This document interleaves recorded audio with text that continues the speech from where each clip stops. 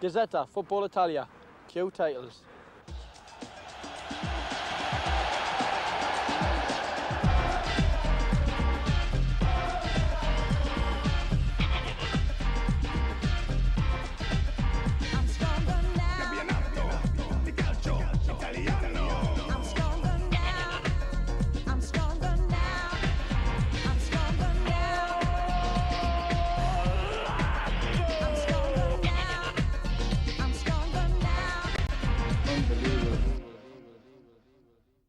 Hi.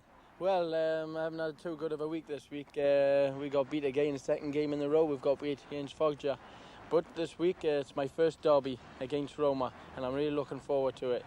There'll be a 90,000 there, and hopefully this week I can get a goal. Coming up, the 117th Turin derby, a full house and a thrilling finale. Richardson with all the news from behind the week's headline. All the goals from last Sunday's Serie A. Win a luxury trip to Italy and the shirt of one of your Serie A heroes. Gazzetta takes us through another event and he looks ahead to his first Rome derby. Goal action from the top of the table Serie A B. We take time out with Roberto Baggio. He previews tomorrow's explosive live match, Juventus against AC Milan. And there is a sneak preview of the new Football Italia video. Well, Milan have been doing very well lately, as we all know, unbeaten for so many games. But creeping up behind them has been Juventus. And yeah, we'll show you the highlights of Juventus versus Torino. While the Milan derby may be the major football fixture in Italy at the weekend, try telling that to the supporters of Torino and Juventus, who have a local dispute of their own to settle. Both teams are starved of the services of star players for this Turin derby game. Torino without their waspish centre-forward Carlos Aguilera, but his tall, muscular striking partner, the appropriately named Walter Casagrande, is on hand to terrorise the Juventus defence. He scored twice in this fixture last season. There's no David Platt or Roberto Baggio in this Juventus team. They both picked up injuries in their respective countries' midweek international games. So the goal-scoring responsibilities will fall on the shoulders of Gianluca Vialli, who cost the club £12 million after a summer transfer from Sampdoria. Juventus get the match underway, playing from Dino Baggio, fires it forward. Fuzzy will leave it to his goalkeeper. Wasn't a well-directed clearance. Casiraghi! Well, the goalkeeper just about got his geography right, Marchigiani. But that all stemmed from Marchigiani's original mistake, handing the ball back to Casiraghi when he was out of position. Good lead by Casiraghi, who's come as close as anybody to opening the score. Now, here's a chance for Muller. Good save by the goalkeeper, and he denies Vialli as well. A double save by Marchigiani,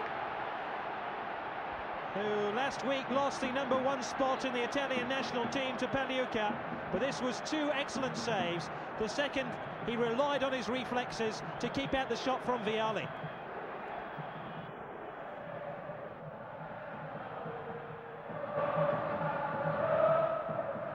Tremendous vocal encouragement now for both teams. And Vialli's on his way again. Fuzzy back defending now. Is that a penalty? Fuzzy says that Vialli took a theatrical dive. And this time Fuzzy gets away with it. Well, there's nobody better in the business at winning penalties than Gianluca Vialli. He almost was plying his... Annoni missed out. And Annoni has been penalised there for that push. So, problems here for Torino. Vialli standing over the ball. Is this where Juventus take the lead? Muller! Oh, that's a terrific save by Marchigiani. That was an evil free kick. And the goalkeeper had to throw himself to his right to deny Juventus what would have been a 1-0 advantage. Vialli struggling for possession with Bruno. That's a splendid cross. And Annoni happy to thrash the ball behind for a corner. Now Torino have advertised their vulnerability right at the start of the second half. And Vialli is such a difficult customer in those positions.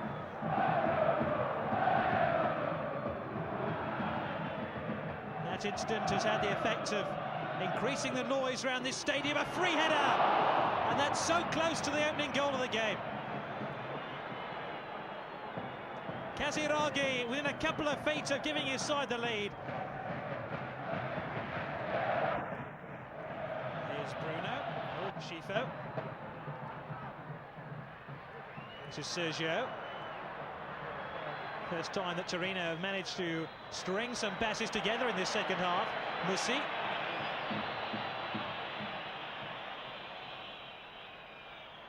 Schifo, first touch let him down. Musi, Casagrande, Sordo, 1-0!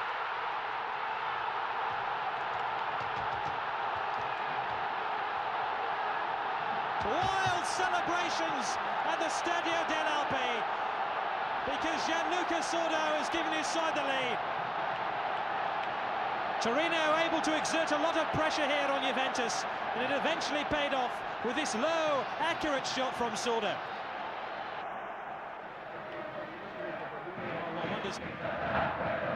Vialli. Cola. He'll have to do better than that to beat Marcajami.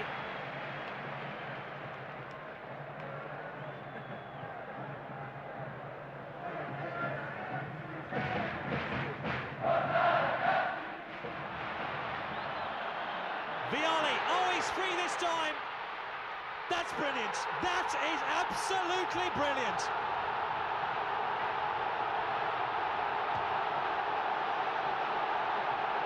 Juventus are level through their most experienced striker, Gianluca Vialli.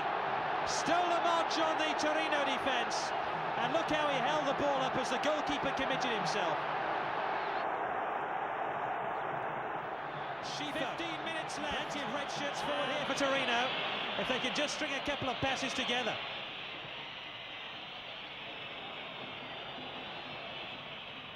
Poggi. Oh, that's close to 2-1. The substitute almost gave his side the lead, although there was a mistake here as Conte allowed the ball to drift behind him.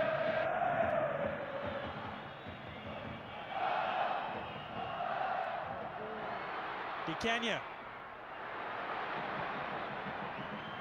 Vialli, that's a corner. Tremendous roar down at the Juventus end of the ground as the captain of Juventus wins the corner.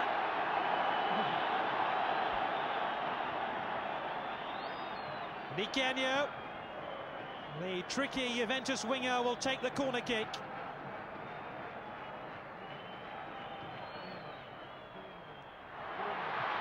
Venturin, own goal! Deep in injury time at the end of the game. Muller with a shot. Venturin slid it past his own goalkeeper.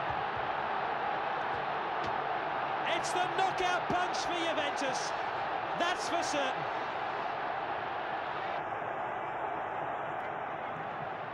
Venturin. Vialli. It's been quite a game.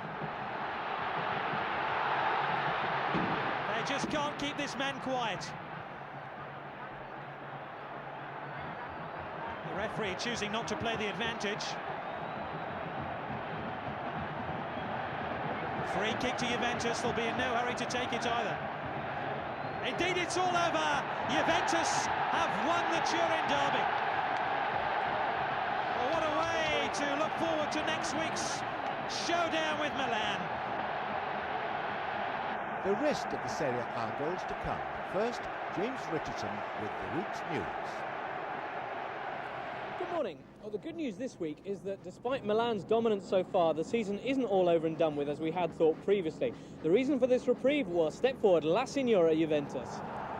At one stage last Sunday, Juventus looked to go 5 points adrift of the champions, but thanks to their win over Torino and some extraordinary goalkeeping by Milan, keyed by what Inter fans are now calling the miracle of San Antonioli, the two teams will meet tomorrow with just 2 points between them. What this means, of course, is that a win from Juventus in tomorrow's big game would put them equal at the top of Serie A with the champions. And in the Corriere dello Sport this week, Vialli announces, Milan, it's our turn. Gazzetta dello Sport, meanwhile, goes a step further. They announce, Milan, you are surrounded. They name the three main challengers as being Trapattoni's Juventus, Inter Milan and Sampdoria. Now, while all the big fuss has been going on about tomorrow's match, there's also been the continuing controversy over the battery chickens affair. Not as you might have thought, some sort of Profumo-esque scandal, this one. Instead, it's the extraordinary revelations from Dr. Vera Slipoj, an Italian psychologist. After her research into Italian footballers, Slipoj announced that they are like farmyard animals, living in an infantile world of unconsciousness, free from self-criticism. They are bad fathers, she continued, and many children of players end up in therapy because they're so badly adjusted.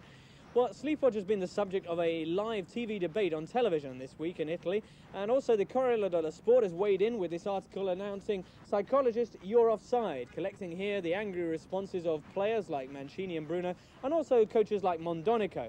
The psychologist, meanwhile, stands by her opinion, saying that players in Italy are like battery chickens. Well, speaking of going cheap, comes the news that Gianmauro Borsano is selling Torino for the knockdown price of just £10 million. The new owner is set to be, no, not Old MacDonald, but in fact Enrico Preziosi, who with his company, Giocheria, sponsored Fiorentina last season. The price for this new involvement with Torino may be low, but along with the club, he'll have to shoulder £20 million worth of obligations and debts, and the club's biggest current headache, Pasquale Bruno. The fighting cock of the battery chicken world, Bruno didn't have a very good game last Sunday. After spending all last week crying on about Gianluca Vialli's inability to score goals, Bruno was booked in the first minute of the game, let Vialli past him to find the net in the second half, and refused Mondonico's orders to mark Casiraghi instead. He can now expect a fairly hefty fine from his club Torino, but in the meantime, Tuttosport on Wednesday had this rather entertaining story. Bruno comes straight away to Manchester. The idea here is that Peter Reid of Manchester City has contacted the player, who has family and friends incidentally in Manchester, offering him an immediate transfer to the English club. Other trade rumours, and perhaps more reliable ones, concern Thomas Brolin, the bob-nosed Swedish striker who scored against England this summer in the European Championships. Brolin is currently riding high with Parma in Serie A after a belated return from injury, but his days at the club may be numbered. Sampdoria's coach, fellow Swede Sven-Goran Eriksson, is trying to lure him to the Genovese club. Nothing is definite yet, but Brolin's contract with Parma does end next June, and so far he's delayed signing the renewal for well over a month. Well, the rest of the week's press coverage has been pretty much devoted to the big Juventus-Milan showdown, and in fact, coming up later in today's programme, we've got an exclusive interview with Roberto Baggio about Juventus' chances in that game. For now, though, it's time to take a break, after which we'll have European Cup action, we'll have our competition, of course, and also the view from Planet Gascoigne. All of that after the break, so see you then.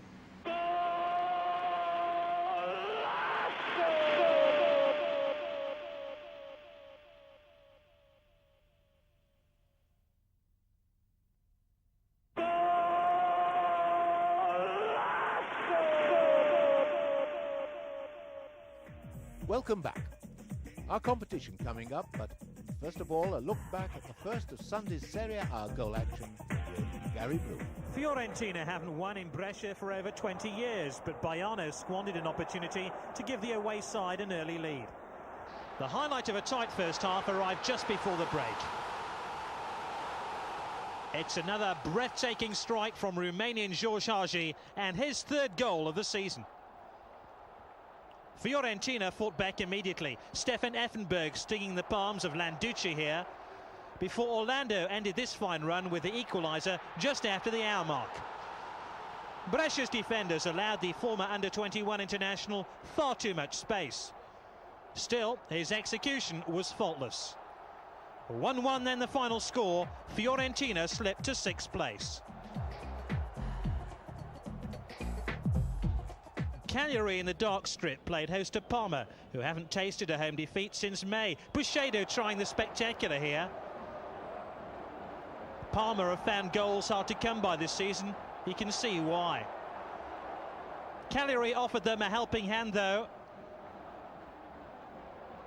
Melli wormed his way through two defenders, but Yelpo did enough to divert the shot. Cagliari's main source of inspiration remains Francescoli. Taffarel and the woodwork combined to keep him out. De Chiara, having recovered from the attentions of Scotland's Maurice Malpass, then found the net, though on the wrong side. Cagliari began to turn the screw in the second half. Capioli, the substitute, tricked his way past two defenders to set up a certain goal. Or so you would have thought. How did Ferricano miss the chance? Francescoli then found his way past Minotti and Taffarel, but not Georges Grun. Football can sometimes be so cruel. Seconds later, Thomas Brolin stole in at the far post to give Parma an undeserved lead.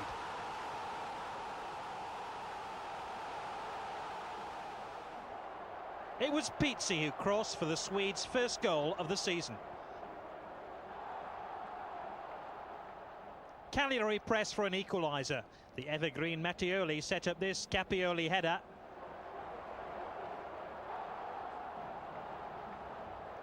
And in a last-ditch attempt to salvage a point, even Cagliari's goalkeeper Yelpo joined his teammates for a final flourish.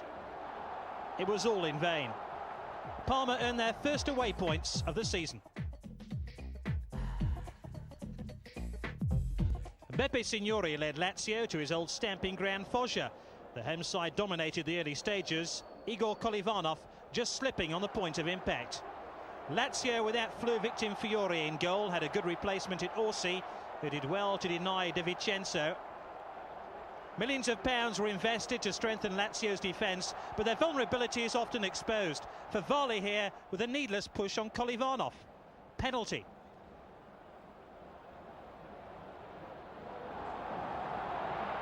Biagioni converted his third penalty in consecutive matches. 1-0 to Foggia. Not to be outdone, Lazio look for a penalty of their own. Lazio should have levelled the scores after half an hour. Riedler picks out Lusardi, whose shot lacked the power to beat Mancini. Winter then combined with Riedler. Mancini was there again to thwart Lazio. From the resulting attack, Foggia increased their advantage. Petrescu holds off Skloza for Brian Roy to score one of the easiest goals he's ever likely to score. The Dutchman was making his debut following his £2 million transfer from Ajax. The last chance of the first half also belonged to Foggia, though it was Lazio's Favali who sent another shiver down the spine of Dino Zoff, whose half-time chat brought Lazio out of their shell. Signori hitting the woodwork after only 25 seconds of the restart. 7 minutes later, Signori reminded Foggia's fans of what they're missing, his 11th goal of the season. The Italian international has already equalled the total he reached with Foggia last season. But where was Paul Gascoigne, you might ask? Well, here he is, at his brilliant best, but with just one too many defenders in his way. Signori then set up this chance for Winter, before Brian Roy raced clear in his search for Foggia's third.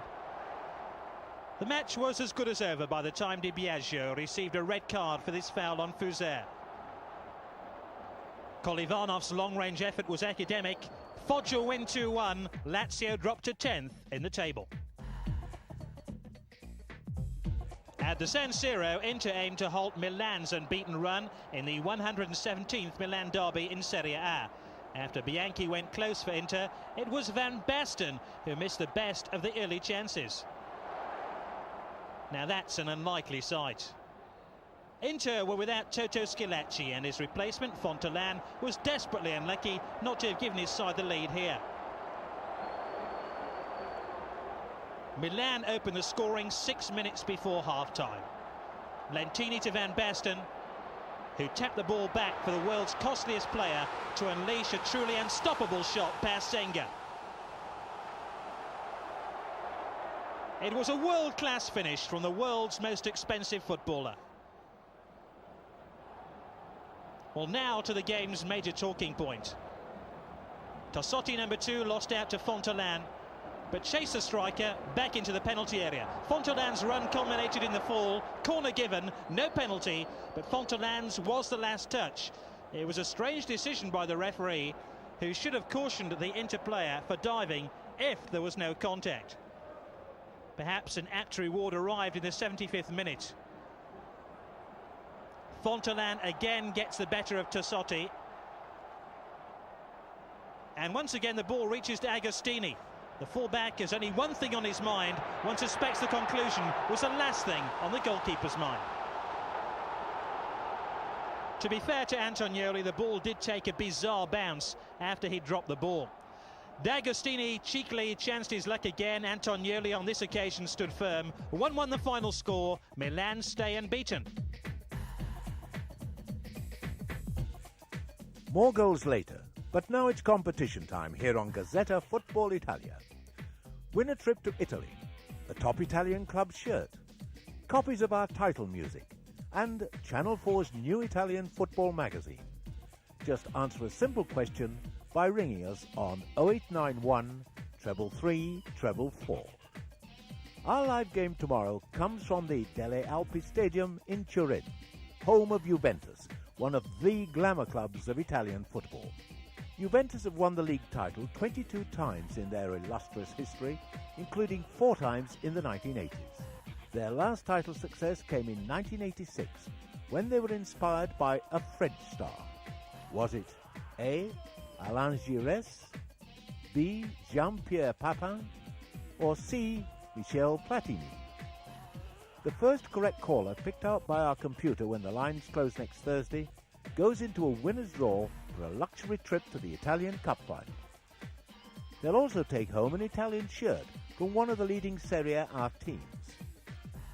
5 runners-up win copies of our Football Italia music, now available on record, CD and cassette, and Channel 4's Italian soccer magazine, which includes full-colour lineups of every team, plus facts, figures and articles to complement our weekend coverage. Now, last week, we asked you how many foreigners can a team play in any one Serie A game. The answer, of course, 3. The lucky winner who takes home an Italian club shirt and goes into our end-of-season playoff is Mr. Grice from Selby in North Yorkshire.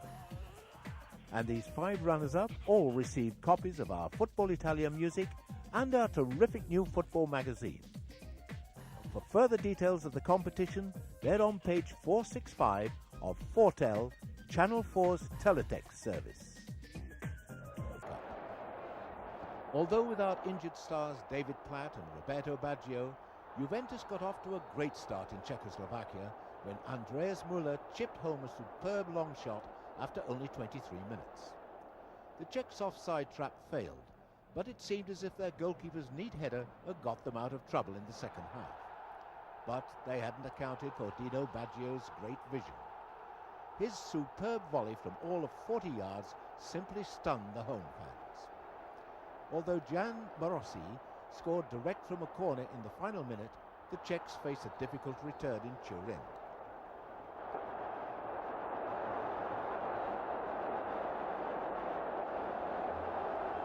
Roma completed a hat-trick of Italian victories, but their win over Galatasaray was a more frenetic and turbulent affair. The Turks had midfielder Ugur sent off in the 39th minute for an off-the-ball incident involving Carboni. But they held out until the second half, when Brazilian defender Aldair, preferred to Canigia as the third foreigner, scored. It came after concerted pressure, their 15th corner, when Hayratin failed to clear. Aldair's volley was clinical. Roma's Carboni got his marching orders 15 minutes from time for his second bookable offence. But it didn't stop substitute Roberto Muzzi grabbing a second for the Italians after Salzano's excellent run.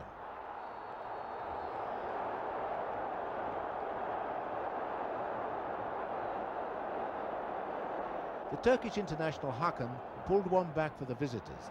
A terrible error by the goalkeeper, Zinetti, gifting it.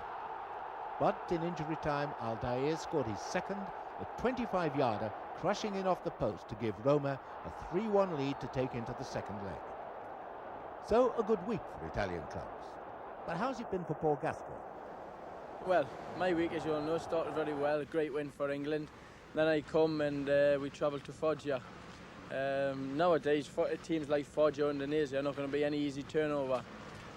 Foggia played very, very well. I was quite impressed with them. I thought our performance as a team wasn't very good.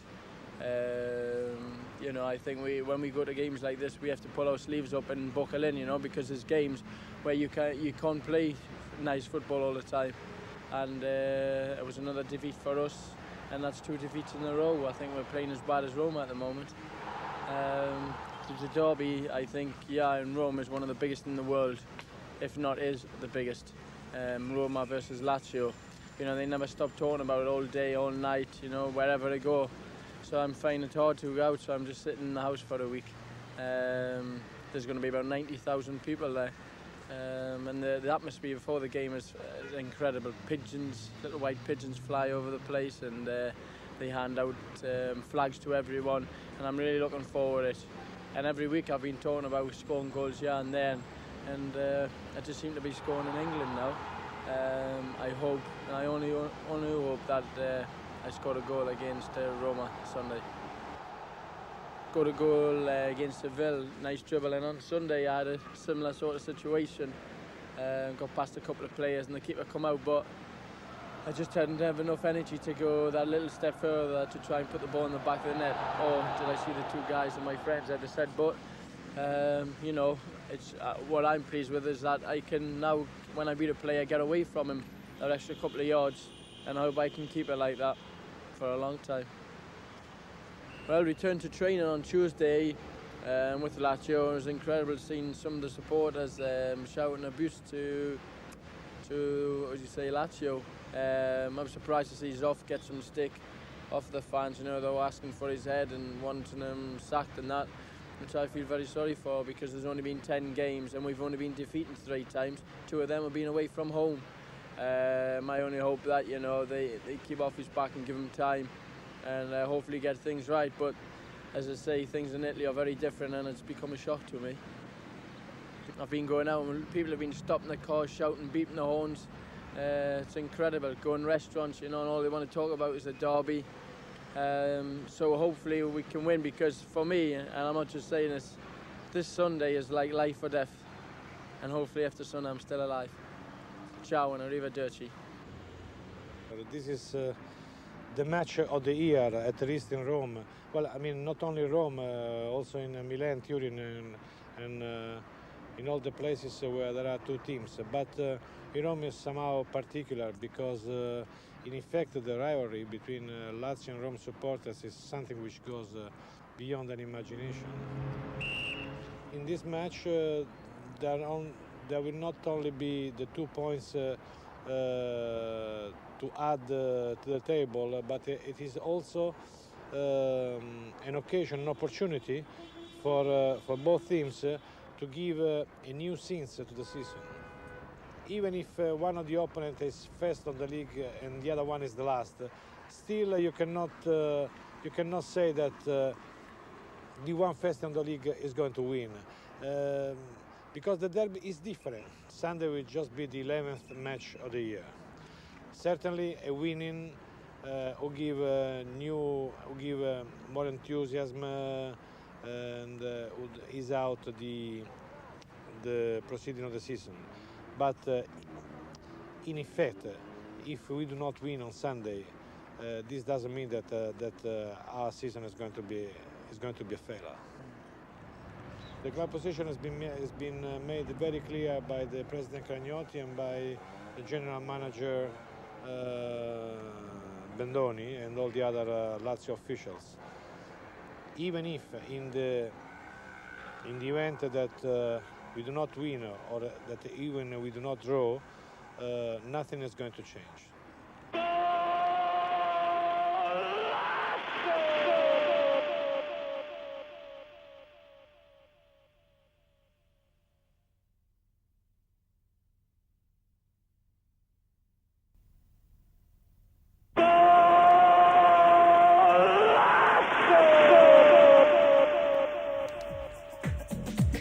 Welcome back. Our Juventus Milan preview coming up. But first, the rest of the goals from Sunday's Serie A. Pescara's hopes for survival were given an almighty boost when their new signing Carlos Dunga produced this powerful volley in the 75th minute against Atalanta. The Brazilian was making his home debut. 8 minutes later and Palladini made it 2-0 with another sweetly struck shot. Dunga's first-time effort was blocked, but the under-21 international followed up in style. It finished 2-0. It's Pescara's first victory since the opening day of the season. Troubled Roma in red were unfortunate not to have opened the scoring against Ancona in the first minute. It was to prove to be a frustrating afternoon for Boscov's side. The coach was one defeat away from losing his job. Piacentini denied here. Ancona were always going to be a threat at the other end, especially with Dettari pulling the strings, pulling out a good save too from the goalkeeper. Ancona's recent acquisition from Slovan Bratislava, Glonek, began a move which led to Ancona's 10th minute goal. Roma's charitable defence handed Ancona this opportunity for Lupo. The referee was alert in playing the advantage after Agostini was sent tumbling. 1-0 to Ancona. Rizzitelli's shot was then somehow kept out by Michilo's knee. The 21-year-old goalkeeper was then called upon to clear this drive from Mihailovic. Agostini's attempt at goal was only a brief respite as a siege on Ancona's goal became more intense. Rizzitelli again denied there. Early in the second half, the frame of the goal came to Ancona's rescue for the second time. Boscov may have already started to pack his bags after this amazing save by Michilo from Benedetti, who almost gave away a penalty moments later. Luck was on Roma's side then. The inspired Ancona goalkeeper continued to keep the anxious Roma players at bay.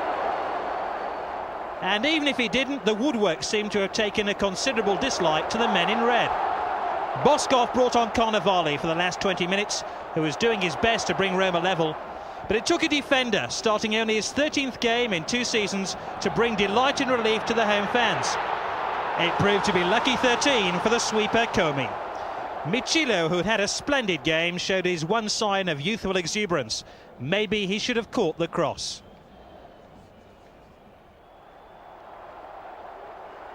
It would have been a harsh decision to award Roma a penalty here for this shove on Rizzitelli. But Ancona couldn't prevent Roma's juggernaut momentum, although the home side left it till 2 minutes into injury time to steal the winner. Carnevali on hand to net from close range.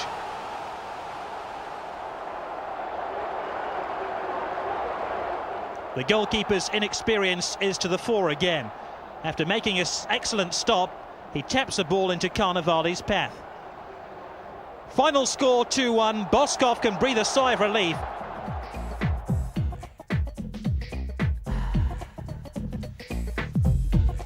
This was Napoli's first game under new coach Ottavio Bianchi.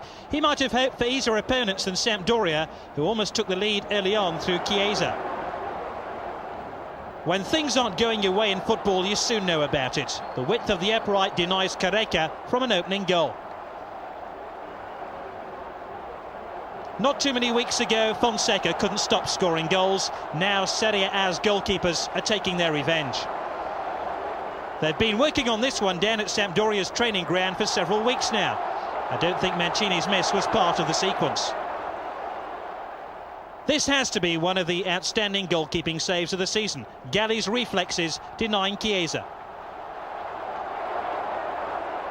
The right wing was a familiar path to goal for Sampdoria, who are still missing the high-class finishing of Gianluca Vialli. The opening goal after 41 minutes came from a similar move. Mancini's shot at goal is deflected past his own goalkeeper by Ziliani, making his Napoli debut.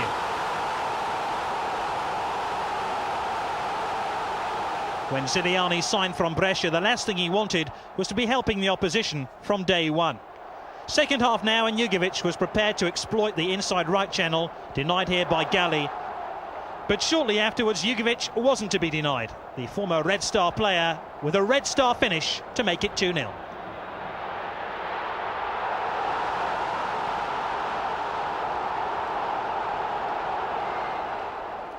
The delicious back heel of Mancini was a real feature of this goal. This was Jugovic's 5th of the season.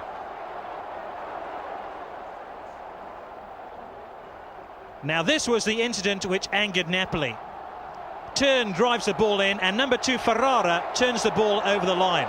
Now the goal isn't given, ruled out for offside, But it's the referee who makes the decision, not the linesman, who failed to raise his flag.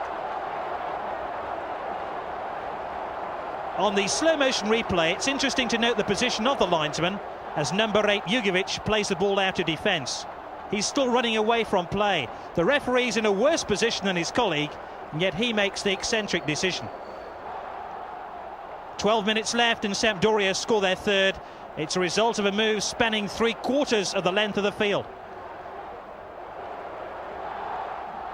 Lombardo is impeded by Ziliani, who's having the sort of debut he'll forget to tell his grandchildren about. Lombardo's direct style means he's always likely to create an opening.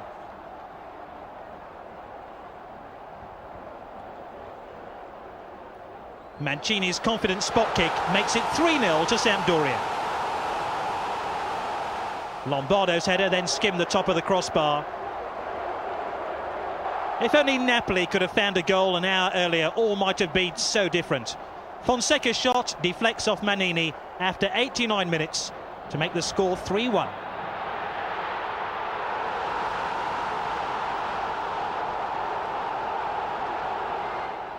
Now, can you spot which Sampdoria defender misdirects a header into Fonseca's path? Answers on a postcard, please, to the Des Walker fan club. Sampdoria win by 3-1. Their unbeaten run at home now stretches back 12 months.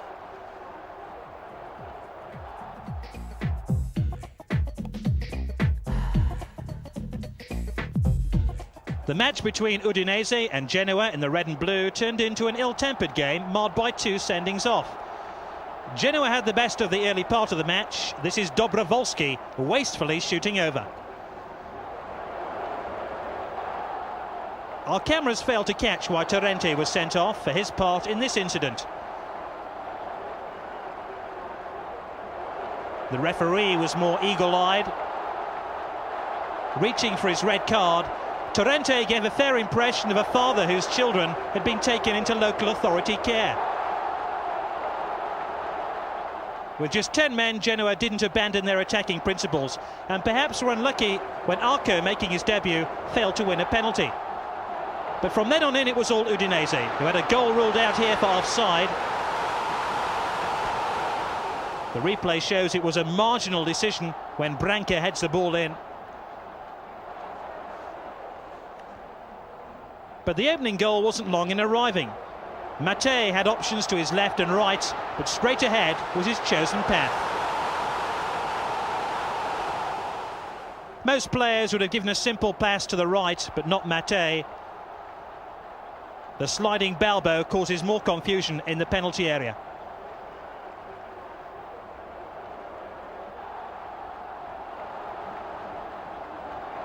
Balbo scored his goal shortly afterwards. Number 5 Caricola should have cleared the ball here, but Balbo wasn't complaining. 9 now for the season for him. The aerial threat of Udinese always caused problems. Coming up, the second sending off of the game for Caricola for disturbing the perm of Marinaro. Genoa down to 9 men. Final score, Udinese 11, Genoa 9. That's players left on the field. Final score 3-0 to Udinese. Milan now lead by 2 points, but Juventus have pushed themselves into second spot, nicely setting up tomorrow's clash. Torino dropped to third with Inter, Sampdoria and Fiorentina all well in the title hunt. Although Pescara scored their second win last week, they're still rooted to the foot of the table. Marco Van Basten and Giuseppe Signori still lead the goal-scoring charts, but Abel Balbo moves up to challenge after getting 2 more for Udinese last weekend. Now on to Serie B, and first action from Sunday's clash of the leaders, Cremonese against Venezia. Cremonese took the lead after 12 minutes. Gustavo De Sotti, their Argentinian striker, was brought down and he seemed to have wasted the penalty, but he made amends by volleying home the rebound. A revived Venezia drew level early in the second half. Maialaro headed home after 47 minutes. Venezia then took the lead after a mistake from the Cremonese goalkeeper, Turci. Ronaldo swooped to convert the rebound.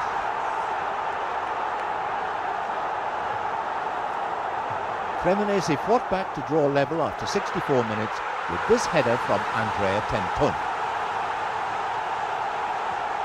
Serie B's leading scorer now has 8 for the season. The final score 2-2. Cremonese now without a win in 3 games. So that gave Reggiana the opportunity to move level on points at the top after their 3-0 win over Spal. And they're the only team still unbeaten in Serie B. Remember, 4 go up.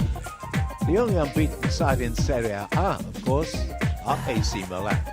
Their last big test before Christmas comes tomorrow when they visit Juventus. It's our live game on Channel 4. Last season, both games were drawn 1 each, and James Richardson has been to visit a man who sadly won't be on the field tomorrow to get his views on the battle for Serie A supremacy. So the big game is finally almost upon us. Tomorrow afternoon, Juventus will take on the Serie A champions AC Milan at the Stadio delle Alpi in Turin. Meanwhile, I'm on completely the wrong side of Italy, going sports shopping at a place called Tieni, about 50 miles to the west of Venice. Luckily, though, I have a very good reason for being here. We're about to talk to the man who tomorrow will be one of the game's most interested and expert spectators, the captain of Juventus, Roberto Baggio. We went to meet Roberto at his new shop, Roberto Baggio Sports, just outside of Tieni in the area where he grew up. And hey presto, there he was, freshly changed into some appropriately subdued leisure wear and still suffering the odd twinge from the broken rib he received after some rough treatment in that Scotland-Italy game. Sì, è stata una partita difficile, però ce l'aspettavamo così. Sì, e sei soddisfatto del risultato? Sì, diciamo che è stato un risultato positivo, per cui dobbiamo essere contenti. Roberto is less contented, of course, about his broken rib. Apart from just the physical pain, it won't be easy for him tomorrow, sitting in the stands and watching his teammates go out to play the most important game of the season so far without him. È una brutta posizione, sì, perché è chiaro che vorrei essere in campo anch'io domenica, anche perché è una partita in cui possiamo giocare qualcosa di molto importante per lo scudetto, perché riuscire a vincere domenica è chiaro che ci metterebbe in condizione di andare a pari del Milan, anche se hanno una partita in meno. So with Captain Baggio spectating tomorrow, I asked him for his opinion on who will be Juventus' key men in his absence. Di sicuro può essere Vialli, visto che è un momento di grande forma, può essere determinante insieme a Möller a centrocampo e Carrera e Peruzzi dietro. Penso che loro possano essere i punti importanti per poter vincere domenica. Both of last season's Serie A games with Milan ended in 1-1 draws, and Juventus' scorer both times is the man who'll tomorrow be filling in for Baggio alongside Vialli, Gigi Casiraghi. Gigi adesso sia in un momento che magari non ha giocato tantissimo, però può essere decisivo anche lui domenica, perché di sicuro tutti cercheranno magari di fermare Vialli e può essere una cosa importante per lui, così essere magari un po' più libero. Roberto Baggio had hit some extraordinary form just before his injury, scoring 6 goals in his last 2 games. Last Sunday, though, with him injured and flat out for a knee operation, a slimmed-down Juventus had their best result of the season so far, knocking off formidable Torino. Less charitable observers this week have suggested that the absences have helped coach Giovanni Trapattoni to field a more balanced and cohesive team, but only the very brave would argue that Juventus will be better off without Baggio tomorrow, especially when they have to face his arch-rival, Milan's Marco van Basten. Lui è sicuramente il centravanti più completo che esista al mondo. Continua a fare grappoli di gol, li ha fatti anche in Coppa Campione adesso, per cui ha una grandissima squadra, però lui è grandissimo già per conto suo, per cui deve solo continuare a fare quello che ha fatto finora.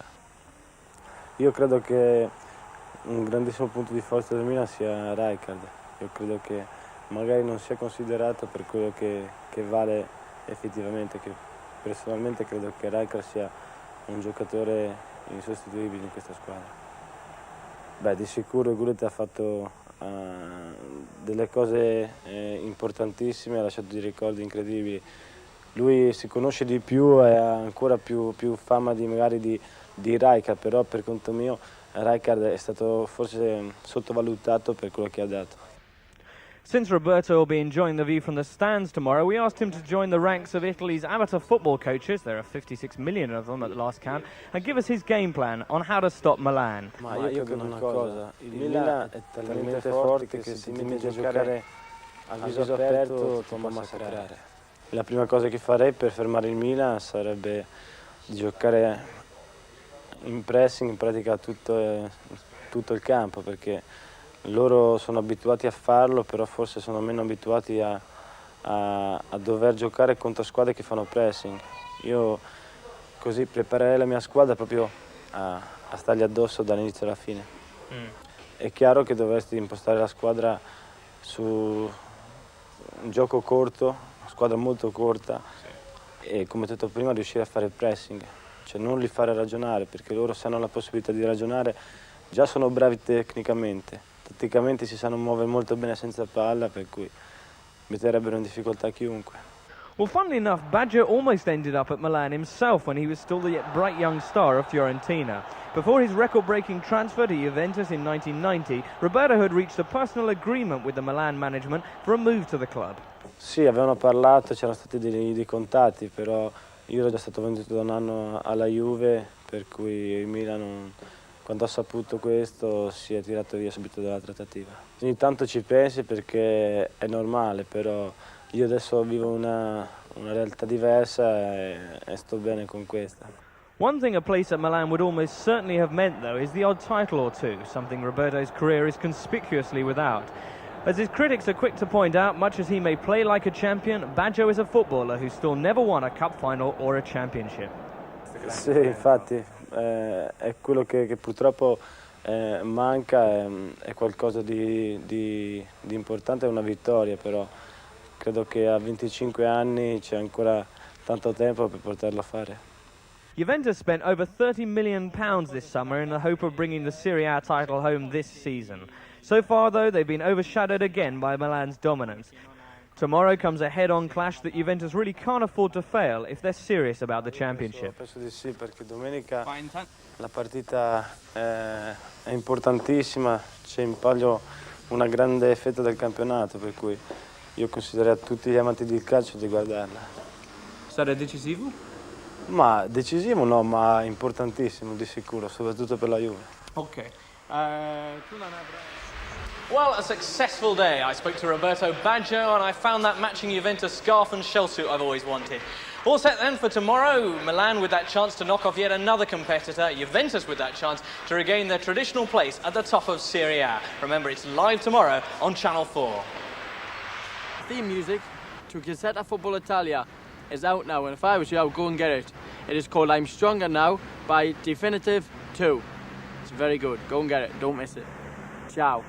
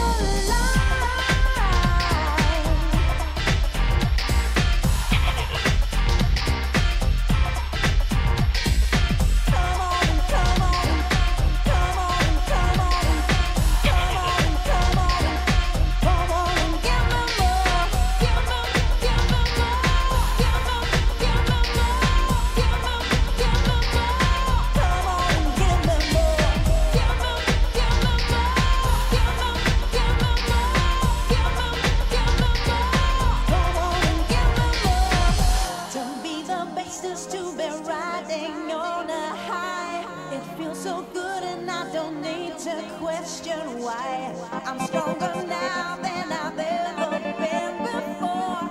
It's in my soul and